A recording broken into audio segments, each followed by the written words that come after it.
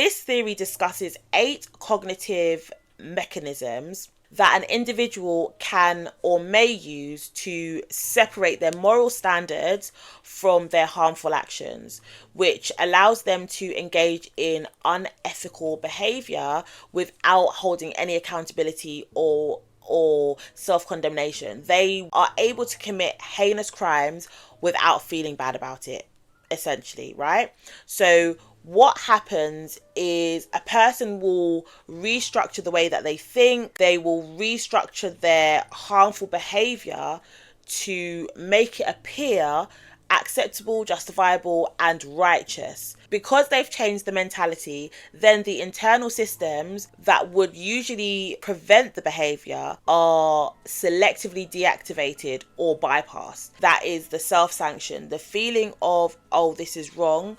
Those internal systems that would tell them that this is wrong, they can just choose to ignore those. Right? And then finally, they avoid negative emotions like guilt, shame, and self-condemnation, which allows them to live with what they've done. That's the emotional detachment.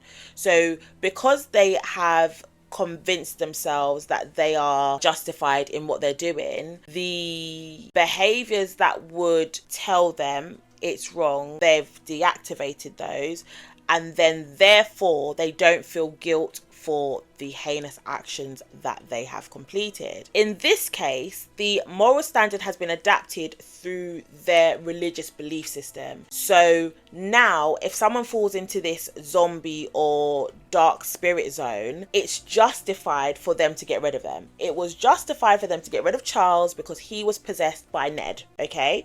And therefore, their harmful actions cannot be bad because they've justified their unethical actions. Their actions can't be seen as criminal because a demon is bad and the demon is inside Charles and the children.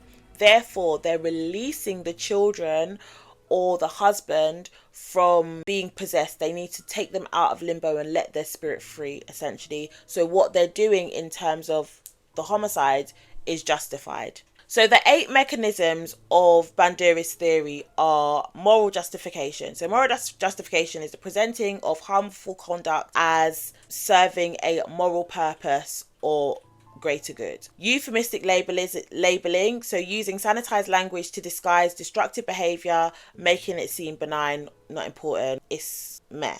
Advantageous comparison, so portraying one's harmful actions as less severe compared to other more reprehensible. So essentially, if they had committed the crimes without linking it to demonic possession, that would be a harmful act. But because they've linked it to demonic possession, it's not as bad as someone like Susan Smith, who just got rid of her children because she wanted a man. Okay. Number 4 is displacement of responsibility, believing that the authorities or others are forcing one to act, shifting the blame away from themselves. In this case, we don't really see displacement of responsibility because I guess maybe there is displacement of responsibility because the demons are forcing them to act, but I don't see how those two, it may link, but I didn't link it that. Diffusion of responsibility, so spreading responsibility among a group so no single individual feels personally accountable.